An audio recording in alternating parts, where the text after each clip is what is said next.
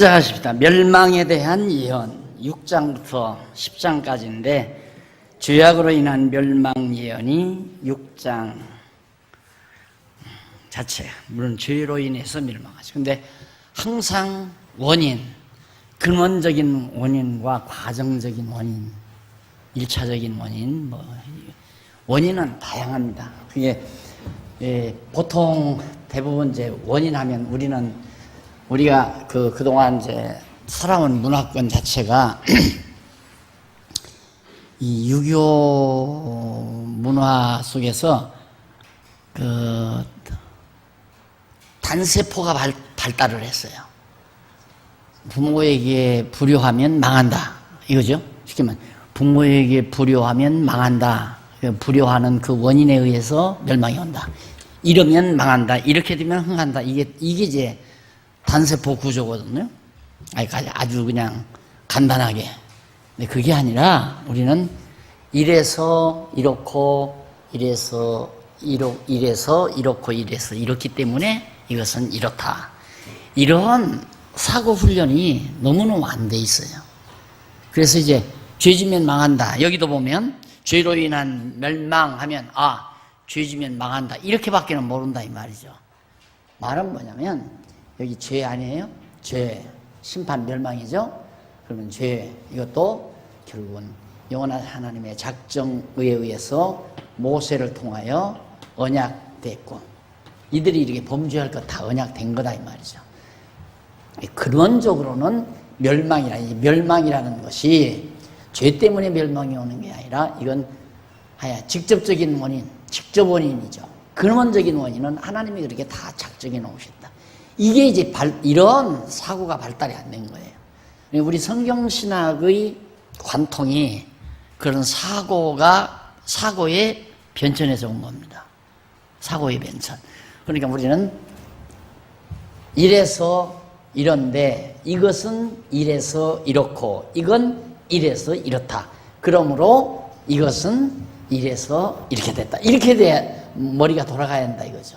다시 말해서 범죄함으로 심판받는다. 그런데 이 범죄는 모세의 언약에 의한 것이다. 언약에 따라 범죄했다. 그런데 이 언약은 하나님의 영원한 작정 섭리에 근거된 거다. 따라서 결국 하나님의 백성들, 유다 백성들이 심판받아 멸망하는 것은 영원한 하나님의 작정 섭리다. 이렇게 나와야 이게 총체적으로 딱 이해가 가잖아요. 그런데 신학자들, 서구 신학 자체도 그래요. 서구인들의 사고방식도 그런 복잡한 논리가 별로 없어요. 그러다 보니까 이게 풀리지 않는 거죠. 근데 사실은 우리 동양인의 사고는 비교적 종합적이에요.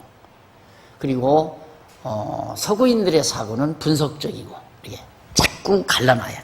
딱딱딱딱 갈라요. 그러니까 더 어려워지는 거죠. 우리들의 사고는 이제 나무를 그냥 나무채 놔두고 연구를 하는데 서양 사람들은 그 나무를 잘라서 전부 토막을 내죠. 분석한다 이 말이에요. 토막을 낸다. 이 토막 내가지고 그 토막 하나를 연구하다가 더 토막을 내요. 그래서 나중에 어디까지? 현미경까지 동원해요. 아주 작은 것까지 이제 찾아내려니까. 그게 이제 서구인들의 연구 방법이에요. 근데 우리는 통째로 놓고 그걸 이해를 해야 아주 작은 부분도 예를 들어서 이 나무를 통째로 놓고 봐야 이 이파리 하나를 딱 잡고 이게 뭔지를 정확하게 설명할 수 있잖아요. 요건 이 줄기의 몇 번째 가지의 몇 번째 이파리다. 이렇게 설명이 가능하잖아요.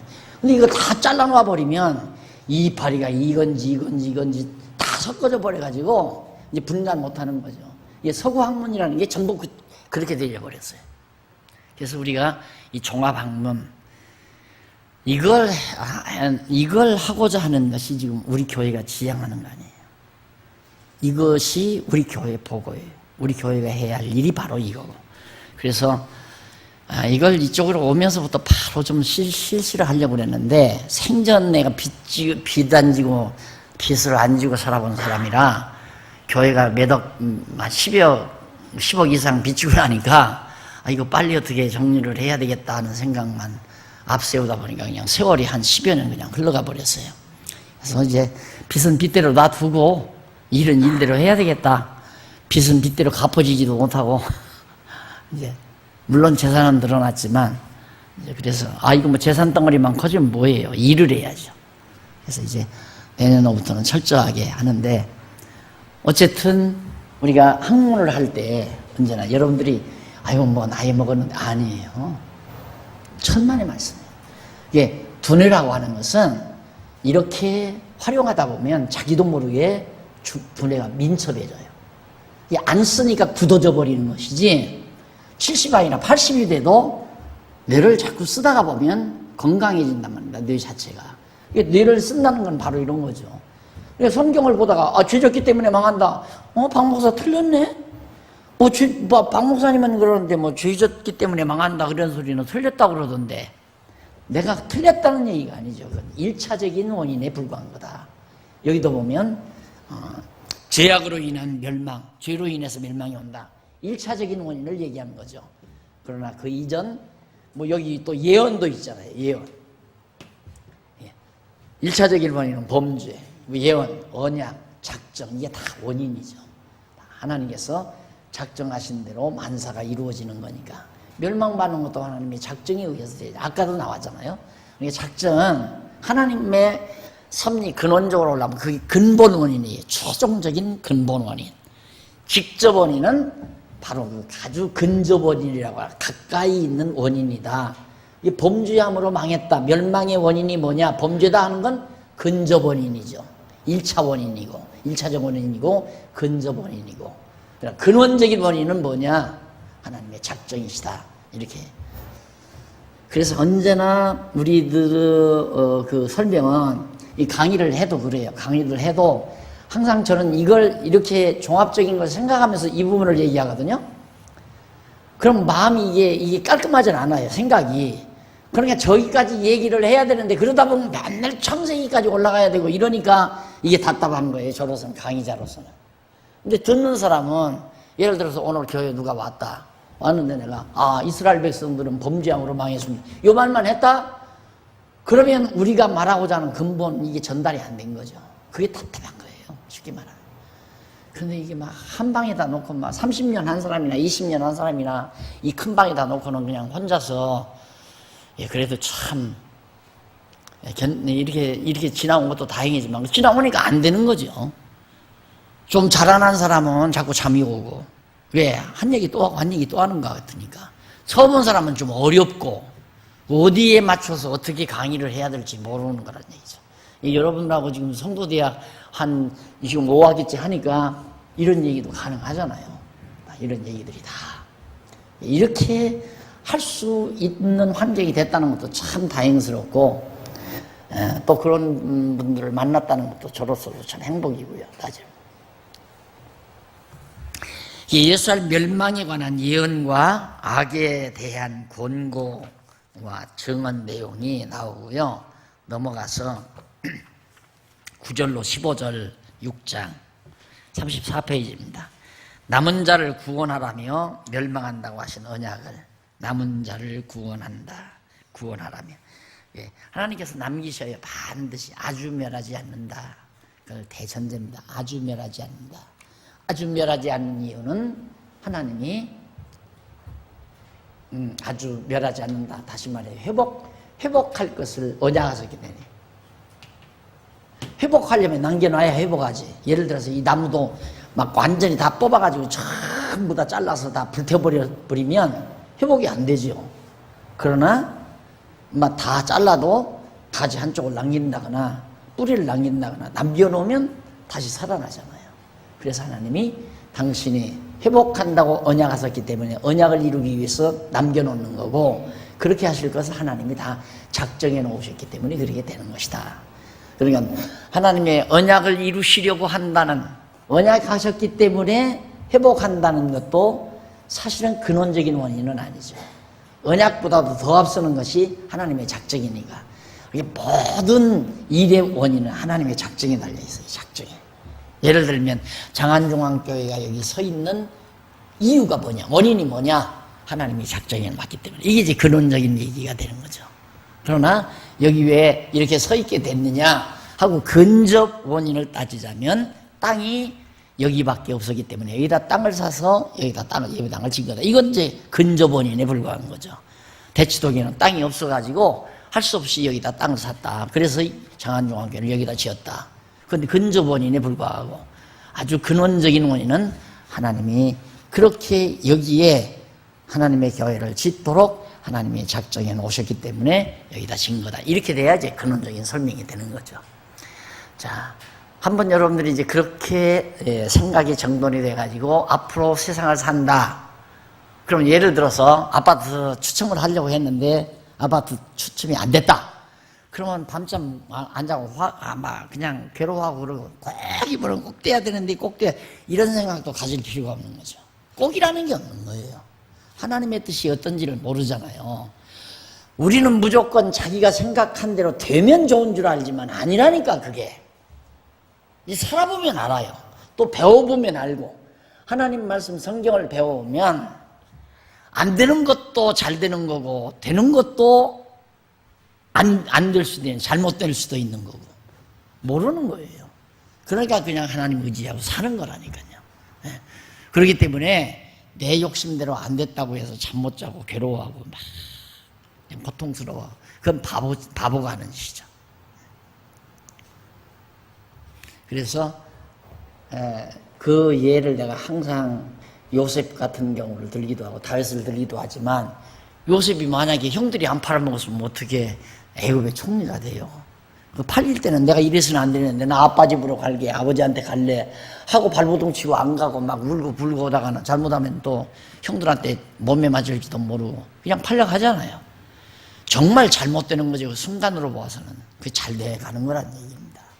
여러분들이 지금 여러분들의 욕심대로 안 되는 일이 안 된다고 생각하는 건 공부 하나만 한 거예요.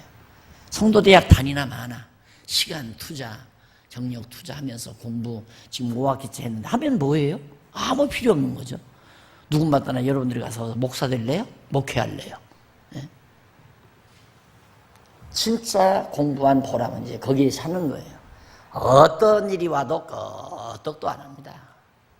어떤 일이 와도. 그렇게 되실 수 있도록 당돌해지고 그러니까 마음이 이제 안정이 되죠. 막 요동치는 게 아니라 사람은 언제 망가지느냐면 요동칠 때 마음이 요동칠 때 망가지는 거거든요. 막 마음이 불안하고 막 그냥 근심걱정하고 막 분을 냈다가 또 막 그냥 절망했다가 이 요동칠 때 그때 완전히 육체가 다 망가지는 거예요. 언제 더 견고해지느냐? 마음의 평온을 찾을 때, 마음이 평온할 때. 그게 이제 이걸 모르면 뭐 그렇게 될 수가 없죠. 안 되죠. 그 다음 넘어가서 6장 16절로 23절 불순종에 대해서 책망하면서 대제그 예후에 망한다고 다. 내가 이렇게 예레미야가 자주자주 말하는 이유가 오랜 세월 예언하다 보니까 또 잊어버리니까 또 가서 예언하고 잊어버리니까 또 가서 예언하고 그래서 이제 반복이 되는 거예요. 그러니까 그렇기 때문에 선지서 같은 건 일단 원리만 알면 참 쉽습니다. 읽으면 다 알게 돼 있어요. 그래서 대충 넘어갑니다. 자, 그 다음 6장 24절로 30절에 보면 백성에게 권고하면서 백성을 버린다는 언약을 합니다. 버린다. 하나님이 언약하는 걸 이제 선지자가 예언하는 거죠. 네. 백성을 권고하면서 백성을 버리겠다. 그러면 다시 말해서 아까도 나무 비유로 들었지만 나무 딱 잘라서 이 이파리 하나 떼어가지고 이 이파리를 여기다 붙여놓고 여기 붙었던 이파리다 해도 맞잖아요. 맞는 것 같고 전부가 다 그래서 썩는 거란 말입니다.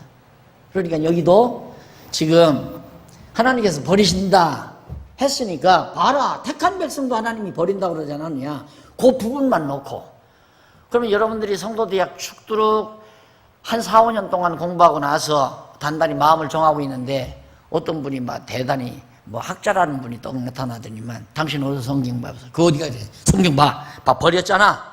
택한 백성도 이게 버리신다고 하나님이 이러는데 왜 안 버린다고 그래.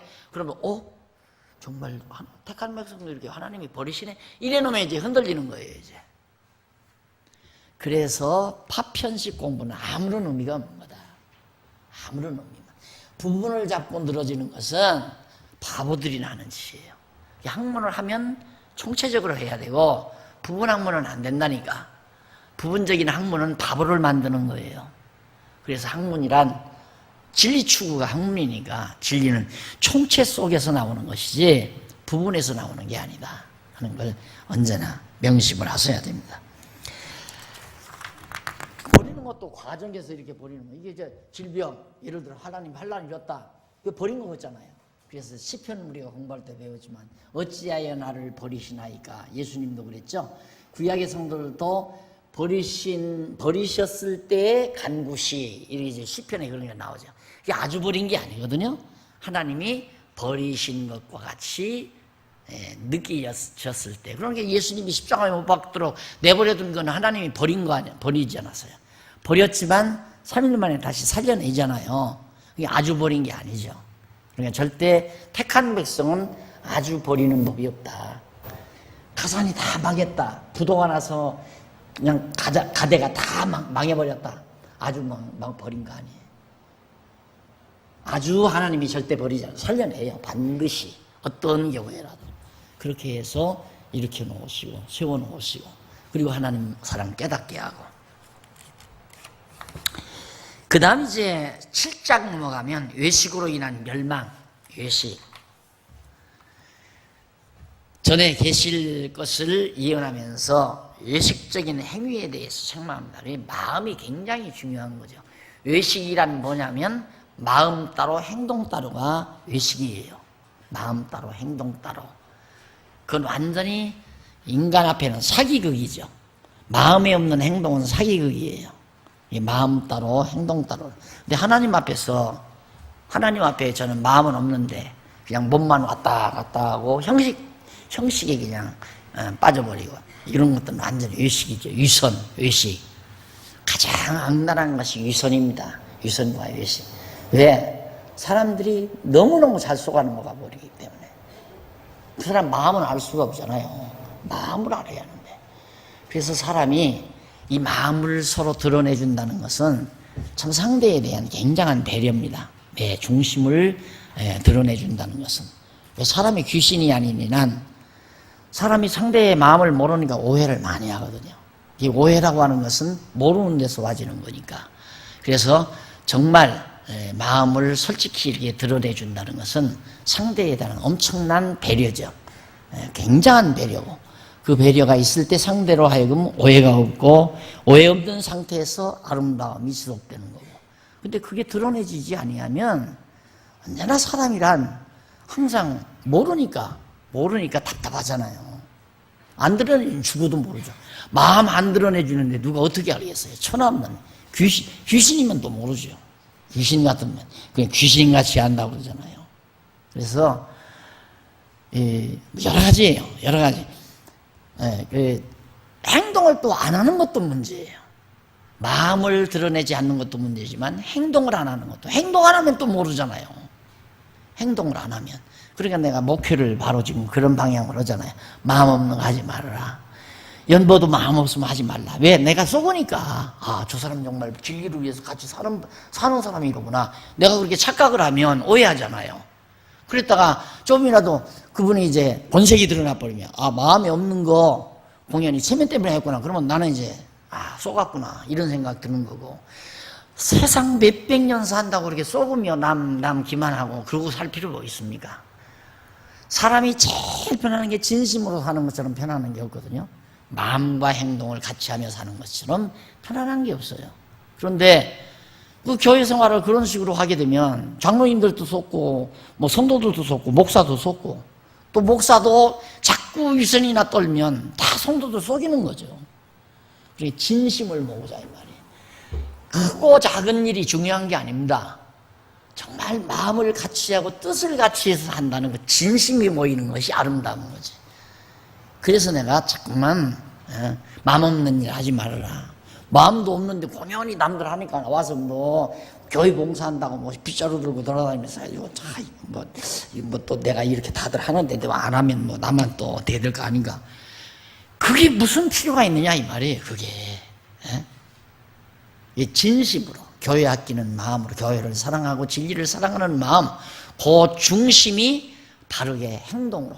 마음도 있어야 되지만은 그 마음이 행동으로 드러나기도 해요. 마음은 뭐 교회를 위하고 진리를 위한다고 하는데 행동은 안 드러난다. 그러면 또 남이 또 오해하는 거죠. 상대가 오해하는 거죠. 행동, 마음에 있는 건 행동으로 반드시. 이 교회 생활도 바로 그런 면에서 서로가 이제 결속이 되고 하나가 되어지는 것으로 이제 교회가 세워져 가는 겁니다.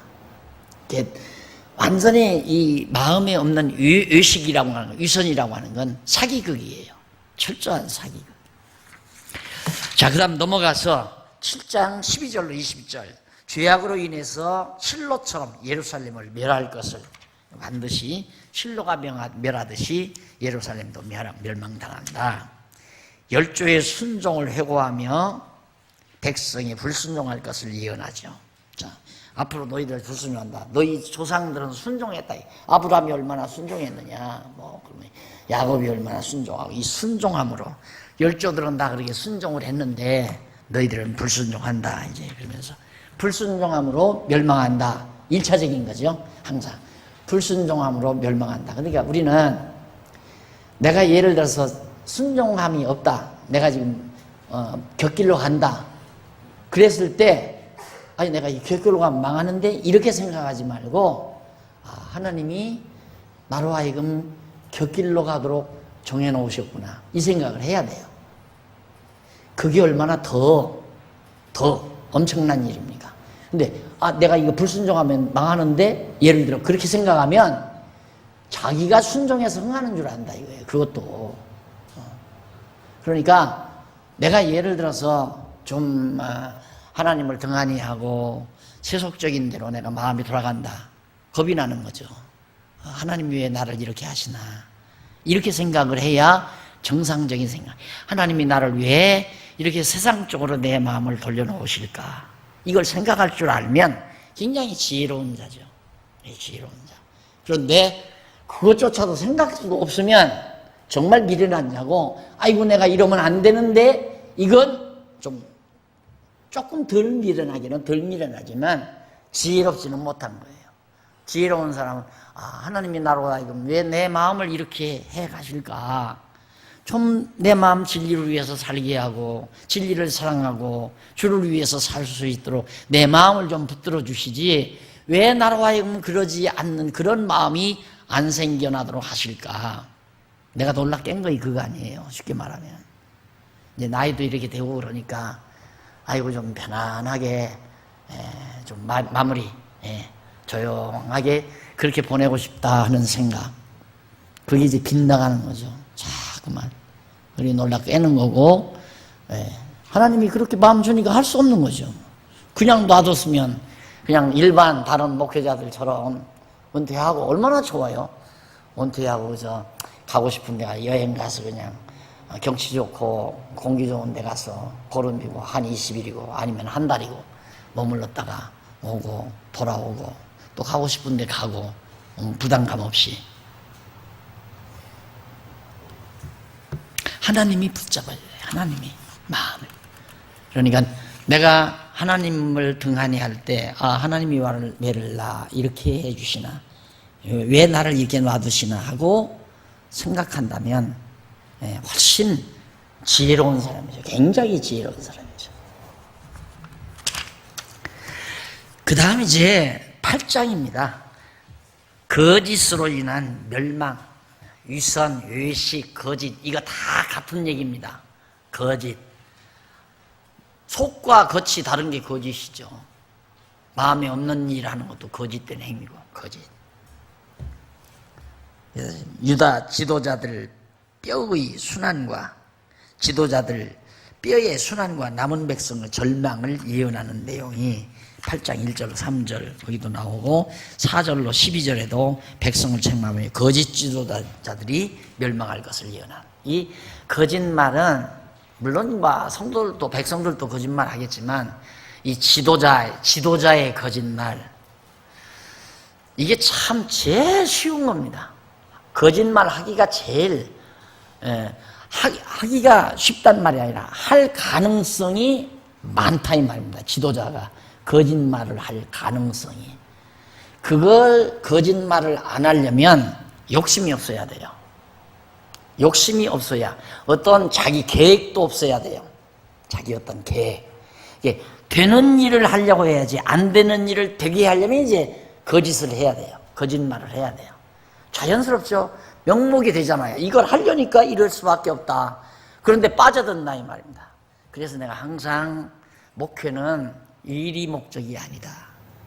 하나님이 하게 하시는 일은 열심히 해야 되지만 자기가 무슨 자기 꿈을 이루려고 자기 계획 세워놓고 그걸 기어코 이루려고 해서는 안 된다.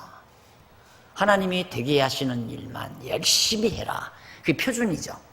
그러니까 욕심을 가지다 보면 더 크게, 더 많이 이렇게 하려다가 보면 자꾸 거짓말을 해서라도, 거짓말이 자기가 거짓말이라고 생각 안 해요. 거짓말이라고 생각 안 하는 과정에서 거짓말이 나와요. 자연스럽게. 이스라엘 백성들의 지도자도 바로 지도자들도 전부 그거죠. 그러다 보면 나중에는 이제 자기 영화와 부를 위해서 이제 그걸 누리기 위해서 백성들을 속이고 거짓말하고 이런 데까지 나가게 되니까 그건 걷잡을 수가 없는 거죠. 거짓말이 횡행하게 되면 여호와 하나님 잊어버리는 가능성이 굉장히 많잖아요. 그러니까 너희는 거짓 증거하지 말라. 거짓말 하다 보면 자꾸 거짓 증거를 하게 되니까 여호와 하나님을 증거하는 일이 없어지죠. 여호와 하나님을 가리키는 것이 참인데 여호와 하나님은 가리키지 아니하고 거짓말만 유포되고 거짓말만 후배들에게 가리키게 되면 나중에는 여호와 하나님 경외하는 일이 없어져 버린다 이 말이죠. 이 거짓 증거하지 말라. 그래서 성경이 있다는 게 얼마나 고마운 건지 모르죠. 그냥 성경대로만 하면 거짓말할 필요 없잖아요. 그래서 항상 그걸 이를 악물고 생각을 하죠. 항상 그것이 마음속에 여기 와서 앉아서도 항상 오직 성경만 오직 성경만 그 말 그렇게 하고 나와서도 하다 보면 이제 상황 따라서 한마디씩 나갈 때가 있잖아요. 아니 성경만 가리키면 되지 한국교회 어쨌든 저쨌든 무슨 상관이 있어요. 그러다 보니까 지지난주일인가 막 큰 소리가 나오고 톤이 높아가고 그러니까 지방에서 무슨 장안유광이 난리 났다고 그러잖아요. 자기도 모르게 순식간에 나가는 거예요 자꾸만. 그러니까 한쪽에는 내리 속에는 이게 진짜 이게 하나님 말씀이니까 저 하나님 말씀이 아닌 걸 저게 좀 싹 이게 다 없어져 버리고 좀 이 하나님의 순수한 말씀만 좀 깨끗이 이렇게 전해졌으면 얼마나 좋을까. 중국에도 이 말씀만 전해지고 세계 각 나라에도 이 말씀만 전해지면 얼마나 좋을까. 이런 생각이 결국은 이제 그런 순간에 얘기가 나오면 막 팍 솟아나는 거죠. 그러다 보면 이제 말씀하고 멀은 건 아니지만 안 해도 되는 얘기를 하게 되지는 자기도 모르게.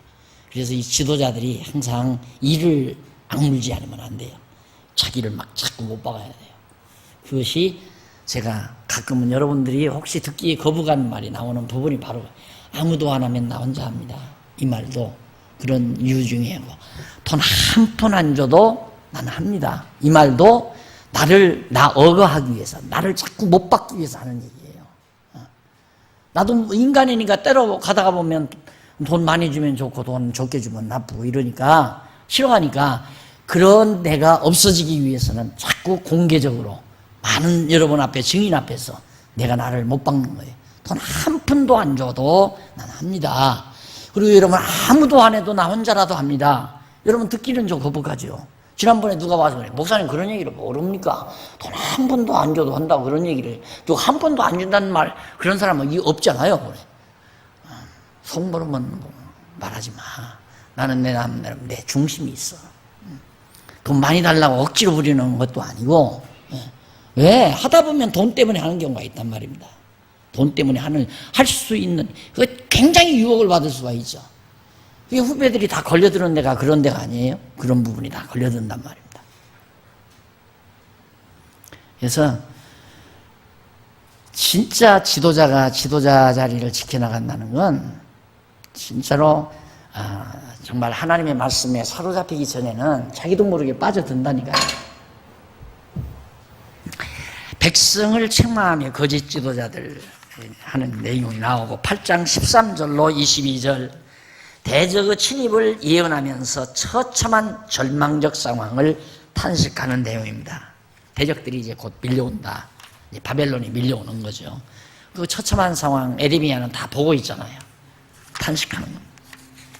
자, 넘어가서 이제 우상으로 인한 멸망을 예언한 9장입니다. 우상으로 인해서 멸망한다. 자, 그 중에 9장 1절로 9절은 백성의 죄악에 대한 책망과 벌하신다는 말씀을 예언하는 내용입니다. 우상 섬기는 죄, 하나님 이외에 다른 걸 섬기는 건 다 우상. 10절로 16절 말씀을 거역하고 우상을 섬김으로 멸하실 것. 하나님의 말씀을 거역하고 우상 섬기는 것. 자, 우리가 늘 제가 강조하지만 우상은 눈으로 보이죠. 하나님은 눈으로 안 보여요. 아까 욥이 말했듯이 내가 귀로만 하나님을 들었는데 눈으로 봅니다. 이게 얼마나 개탄한 건지. 하나님을 눈으로 보는 사람은 우상 안 섬기죠. 저건 하나님 아니다. 근데 하나님을 눈으로 못 보면 눈으로 보는 게 빠르다니까요. 왜, 무엇 때문에 라디오 문화에서 텔레비 문화로 바꿉니까? 이유는 많은 사람들을 그쪽으로 끌어들일 수 있는 흡입력이 강하니까. 눈으로 보는 것이.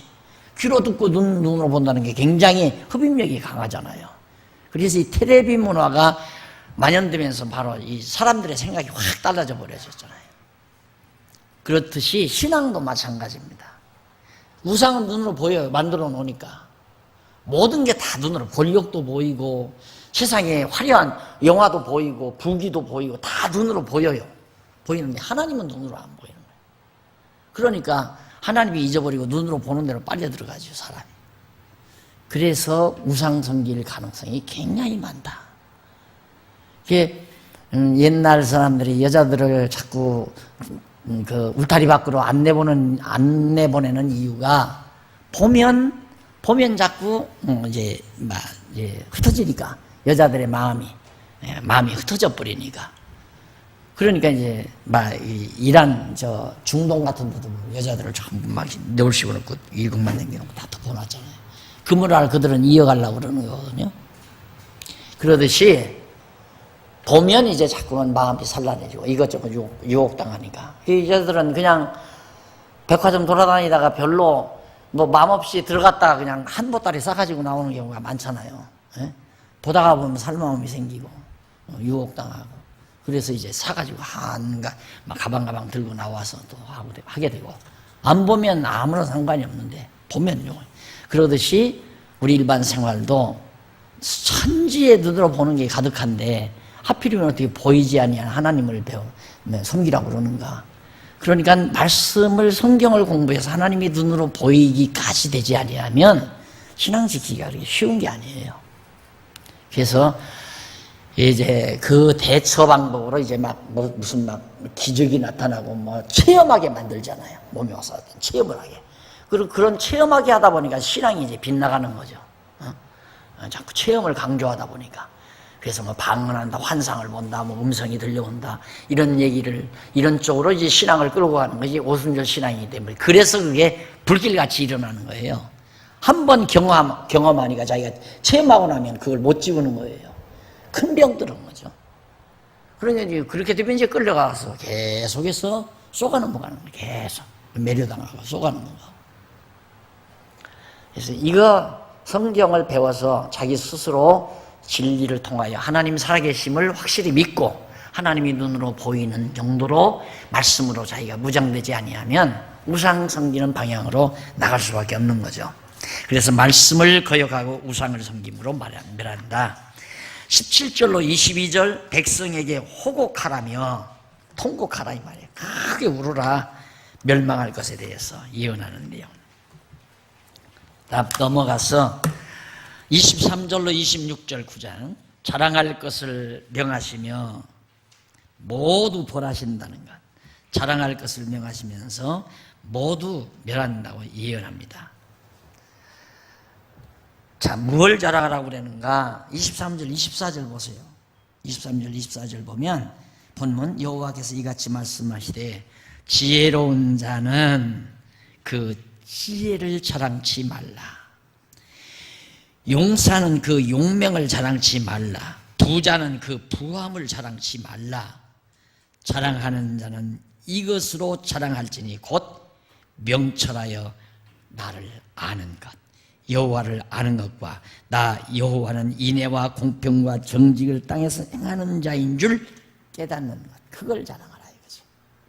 여기서 앞에서 지혜를 자랑하지 말라는 말은 세상에 꽤 잔재주 부려가지고 남 잘 속여먹고 사기 잘 치고 그런 거, 그걸 말하는 게 아니에요. 그걸 얘기하는 거고, 여기 그 지혜란 세상 지혜, 결국은 여호와를 아는 지혜, 그걸 자랑하라. 얼마나 귀한 것 같으면 하나님이 그걸 원하는 거거든요. 하나님을 알면, 하나님이 얼마나 나를 사랑하는가를 알면 그 사랑을 느끼게 돼 있고, 하나님의 사랑을 느끼게 되면 한없이 행복할 건데, 그 방향으로 가지를 않고 자꾸만 자기 욕심을 다 채움으로 만족할 거라고 착각하고 사는 거죠. 세상에 자기 욕심 채우고 사는 사람은 한 사람 없어요. 아무도 없어요.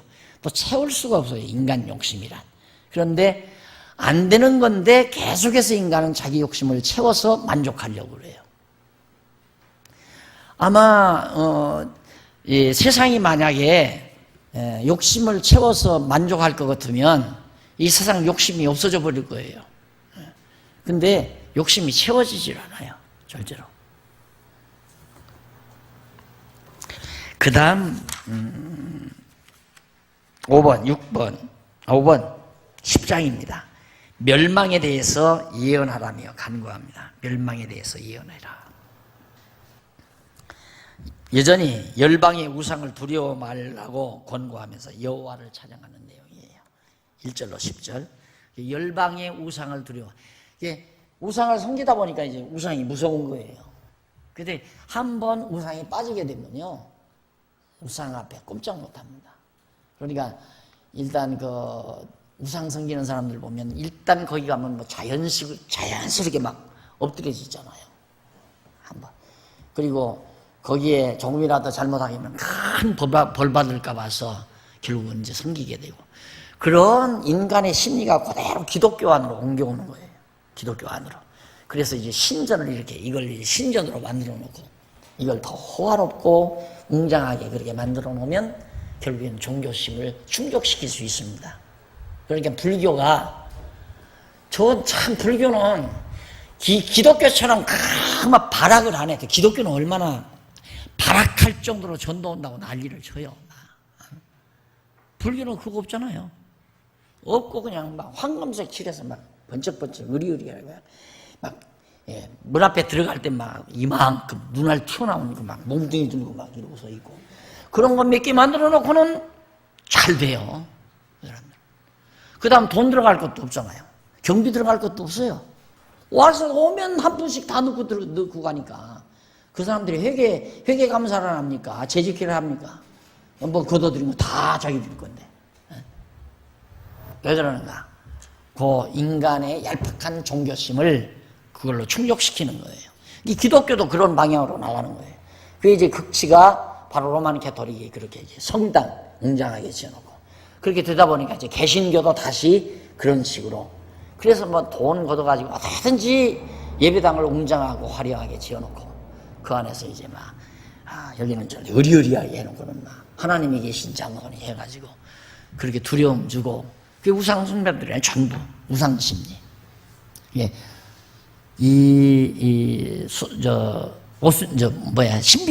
신비주의는 인간의 그 얄팍한 감성, 또 얄팍한 이성을 이제 무뎌버리게 만드는, 이성이 얄팍하니까 경험을 강조하는 거죠. 그러니까 옛날 무시간 시대는 경험으로 하잖아요. 경험으로. 그러니까 내가 언젠가 비유를 들었죠. 저 산에서 그 화전을 이루어서 감자 심고 먹고 사는 분, 그분한테 가가지고, 그분 대대로 지금 아버지 때로부터 화전 이루어가지고 감자 심어서, 강냉이 심고 감자 심어서 걷어가지고 감자좀 먹고 강냉이 죽 끓여 먹고 그러고 살았단 말입니다.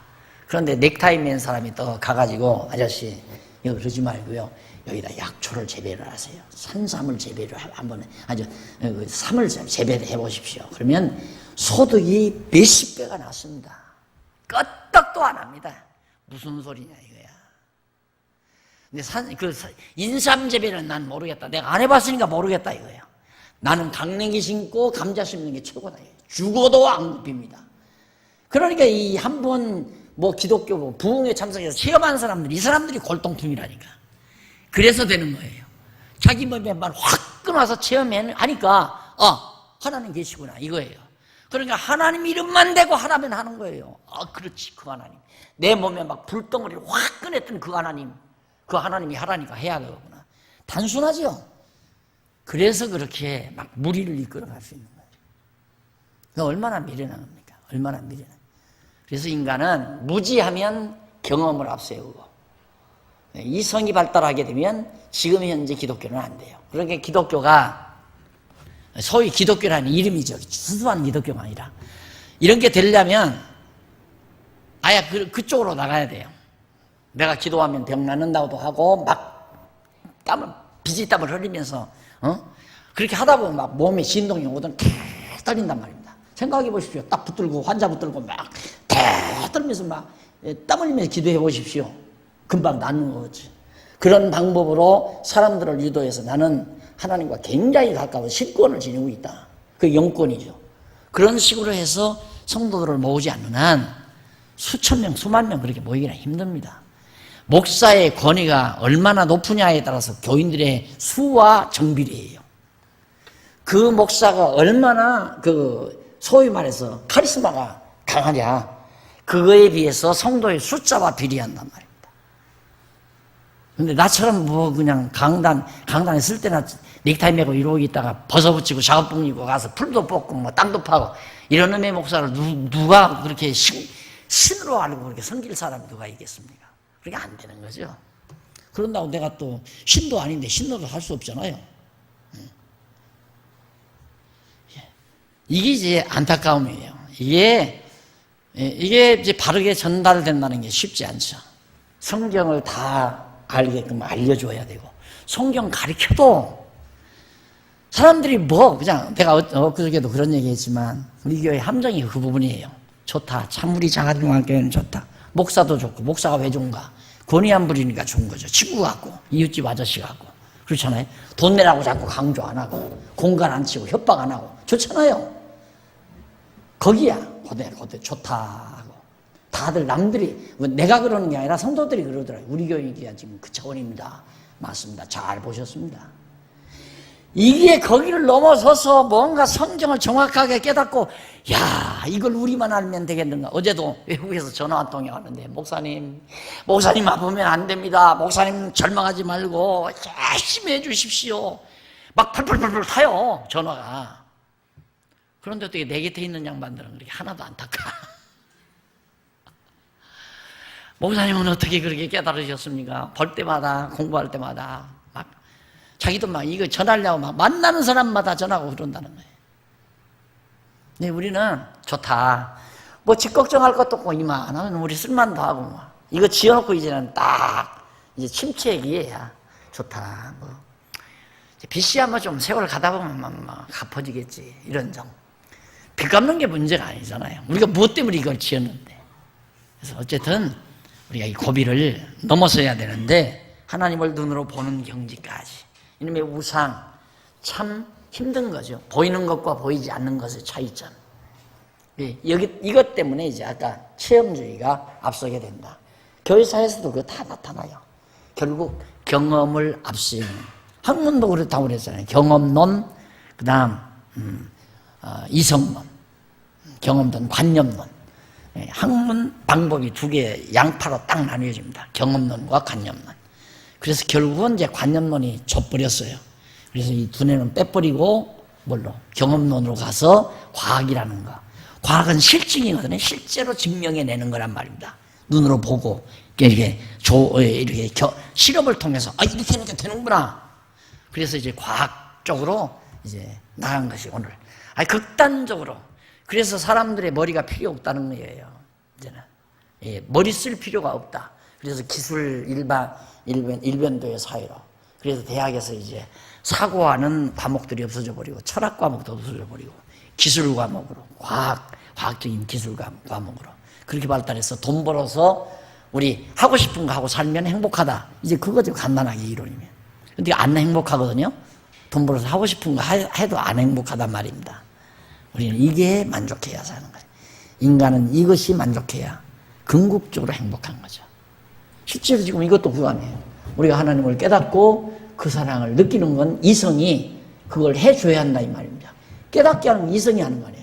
이성으로 깨닫고 그 다음 감성으로 느끼는 거거든요. 근데 이성 깨달음 없이 느끼는 건 완전히 동물적 본능적인 거예요. 그냥 이성 없는 감성적인 느낌은 그냥 본능적인 거란 말입니다. 본능적인 건 짐승이나 똑같은 거예요. 그러니까 예를 들어서 조금 머리를 쓰는 사람은 연애하기가 힘듭니다. 연애하기가. 그냥 머리 안 쓰고 아주 철딱선이 없을 때, 대학 막 들어가서 철딱선이 없을 때 그때 연애해서 결혼해야 빨리 해요.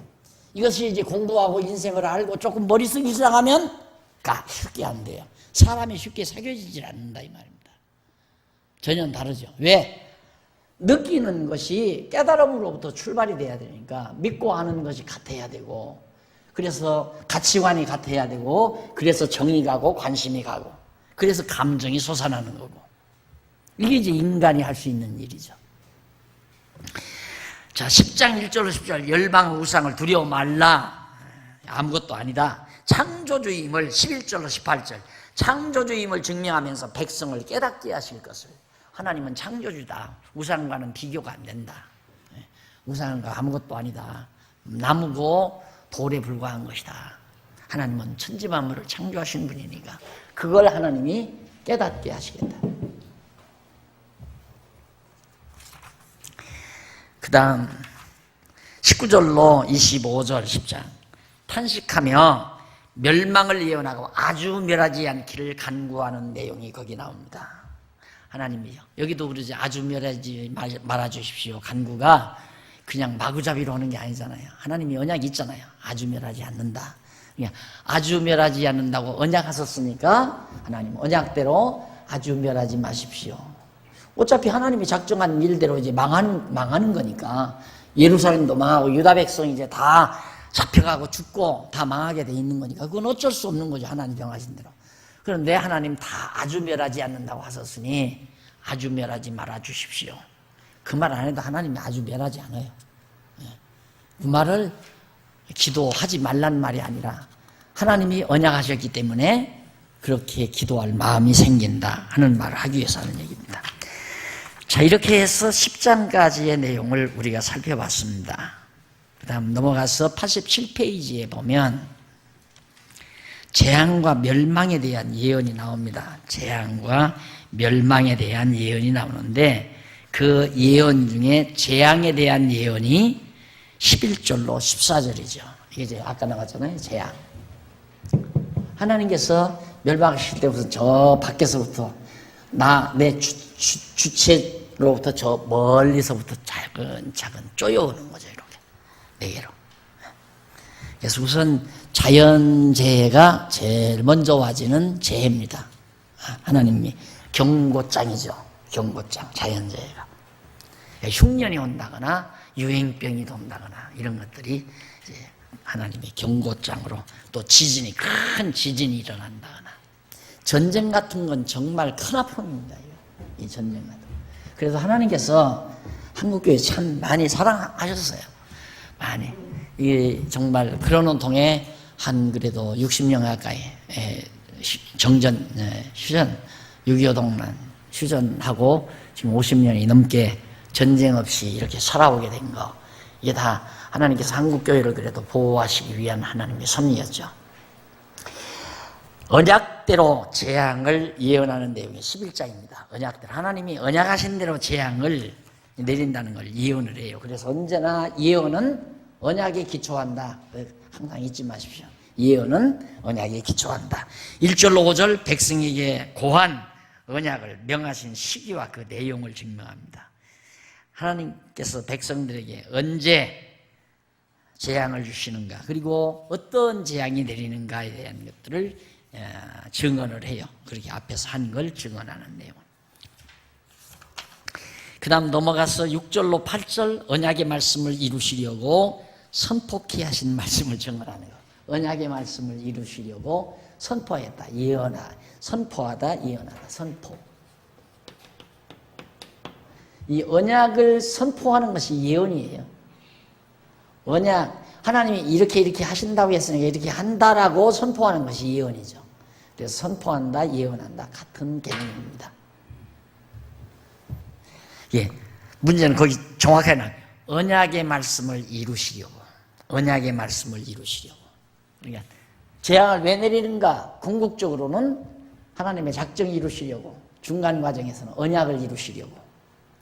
그런데 1차적으로는 죄졌기 때문에, 우상성교이기 때문에 하나님이 재앙을 내린다. 그게 1차적인 원인. 2차적인 건 언약하셨기 때문에 언약을 이루시려고. 궁극적으로는 하나님의 작정하신 뜻을 다 드러내심으로 여호와 하나님을 깨달아 알게 하기 위해서. 그게 목적이죠. 이제 많이 정돈이 되시죠? 지금쯤은. 그러니 여호와를 아는 게 얼마나 참 소중한 것인가가 감각이 오시면 내가 공부를 꽤 제법 했다 이렇게 생각하시면 됩니다. 그 다음 넘어가서 패역한 백성에게 재앙을 내려 멸망케 하신다고. 언약 이루기 위해서 재앙 내리는 거예요. 그 다음 죄악을 책망하면서 재앙을 선언하신 이유, 왜 재앙을 선언하는가? 그 이유는 좀 알아볼 필요가 있죠. 그 이유가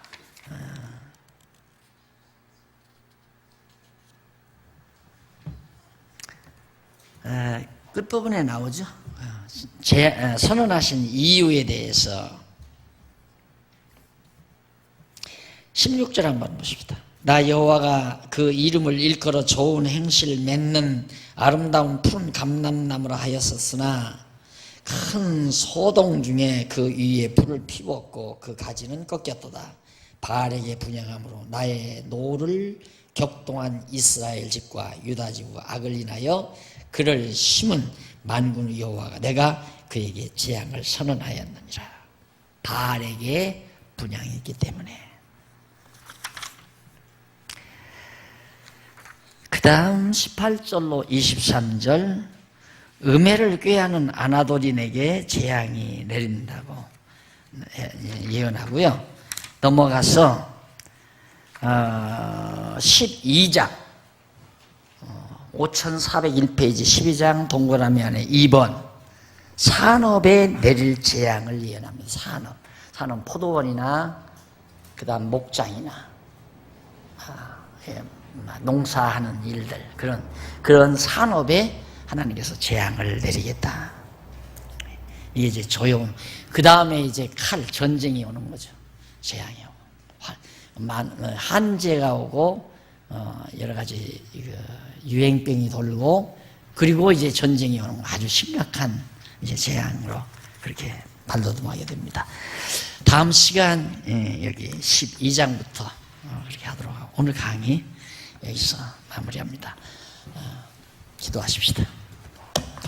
자비하신 아버지 하나님, 보이지 아니하는 하나님이기에 우리들이 자주자주 망각하고 살아갈 때가 많습니다.